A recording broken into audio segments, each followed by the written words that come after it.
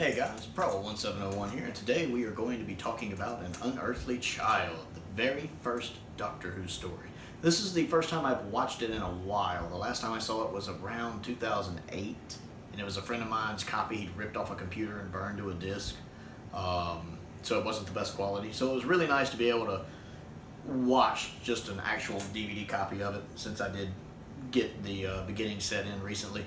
I actually really like this story better than last time. The first episode has always been really impressive. The first episode does a really good job of setting up the premise of the show, and it does it in this really neat way. It's almost like an onion, layers, slowly peeling back layers of what's going on, with basically Ian and Barbara being the audience.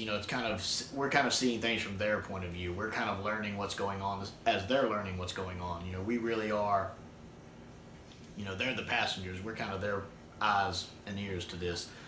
And it's really neat watching the story unfold here as they learn more about Susan and how she's a very unusual 15-year-old, how she's really intelligent in some things and not quite as intelligent in others. And watching them meet the Doctor for the first time. I absolutely love Hartnell here. He really clicks with the character of the Doctor immediately. Much like Patrick Troughton and Tom Baker just kind of quickly jumped into their role and clicked with the role. Hartnell does too. Now, Hartnell's not the super nice Doctor. He's never really the super nice Doctor, but he's not as family friendly as he becomes later. He's very arrogant and off-putting and almost a bit selfish here. I'm much like Capaldi. Much like Capaldi's Doctor has an arc. Hartnell's Doctor has an arc. It's actually very fitting, I think, that Twice Upon a Time, the 12th Doctor's final story, has the first Doctor in it. Because we really see both of these Doctors kind of completing their arcs here together. It's very, very appropriate.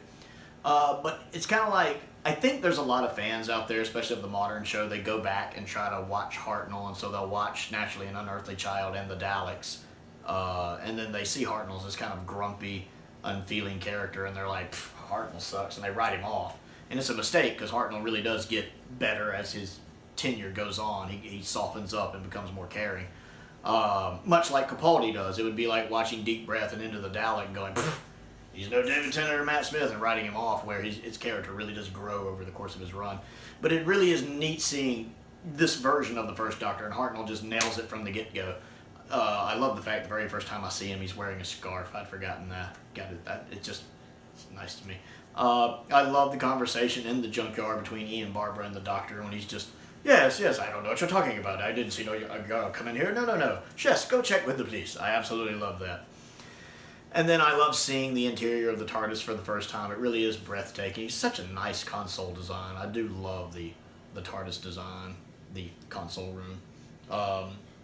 I forgot how spacious the interior of the TARDIS is at this point. It's actually quite large. And watching the Doctor kind of explain with Ian what's going on, I really like William as Ian. He's really, really good here. I like you have the kind of grumpier old man with the kind of alpha young man, and how they butt heads like they would. And the Doctor he's got that kind of twinkle in his eye that I know way more than you do twinkle in his eye, but he's also very arrogant because of it, and Hartnell straddles that line perfectly between the two. Whereas Ian is also very stubborn in his own way, not believing what the Doctor's telling him is true, thinking it's all a trick. Of course, Jacqueline does a good job as Barbara. I don't think Barbara's as strong a character as she becomes later here. She is here at the first episode. I like how she's willing to investigate and find out what's going on. She does become a little screamy damsel in distress. Well, we're going to be stuck here, which is a little eye-rolling. And of course, Susan's frustrating in this one because I don't really like Susan as a character. She's very scream-happy and irksome. Whereas Barbara, I think, is overall in her run a very strong character, especially for the time, a very strong female character for the 60s. Just not in this story. I actually don't mind the other episodes as much. They're not as strong as the first episode, but I remember I used to not really like episodes 2, 3, or 4. But looking back on them now, maybe it's just because I'm coming off the Dominators, and I really, really was not impressed with the Dominators. I really think this is a step up from the Dominators in terms of storytelling. The K people don't bother me as much. I think the acting in those episodes from the K people is fine. They look primitive, they act primitive, they do things primitive people would do. Their fear of fire while still wanting fire is, yeah, it works for me. It fits, especially as a four-parter. This makes a really good four-parter.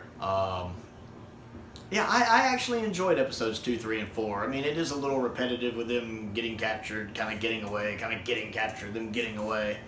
I think the cinematography in the final episode is really good when they're getting away, and it shows like the camera on them with them running through the trees and bushes. Some of the cinematography is actually really good in this in places, especially in that final episode. I was really impressed. I made a note of it as they were escaping back to the TARDIS. I really like the music that's going right there. It really is good, kind of, you know, get the adrenaline going music, and the cinematography of the camera is really, really good there. As opposed to episode 1, which I didn't really like when they were doing the flashbacks of Susan talking in class. It was this kind of first-person view of her, which looked really weird and awkward and off-putting. So in some aspects, I love the cinematography. In other aspects, I don't. But yeah, I enjoyed An Unearthly Child. It really is a nice little first story. I definitely like it better than I did The Dominators. Again, I've seen it before, but I appreciate it more now, probably because I've also seen a lot more of 60s Who since 2008. I've really watched a lot more of the first and second Doctor, so I have a better appreciation for that era and the kind of cinematography used in that era. And yeah, episodes 2, 3, and 4 don't bore me like they seem to some people. It was only 3 episodes of it. If it had been like a 6-parter or something, I think I'd have been put to sleep. But as it is, it was only 3 episodes of it, and yeah, I enjoyed it. I actually thought it was really good. I'm about to probably get into the Daleks soon. Oh, 7 episodes of the Daleks. Although, who knows, maybe I'll come out with a better appreciation for the Daleks, just like I have a better appreciation for An Unearthly Child now. I've always liked episode 1, but I actually do like the story as a whole more now. And I really like Ian. Just Ian really stuck out at me this episode. I really liked William's performance of Ian. And of course, Hartnell's always good as the first Doctor. So that's my thoughts on An Unearthly Child. Let me know what you think of this story and what you think of parts 2, 3, and 4. Do they put you to sleep? Are you okay with them? I always enjoy hearing from you guys, so comment down below. Other things to do, click the like button, click the subscribe button, click the bell for notifications so you never miss out on a new video. I am currently trying to grow the channel to 1,000 subscribers, so help me out with that if you like what I do.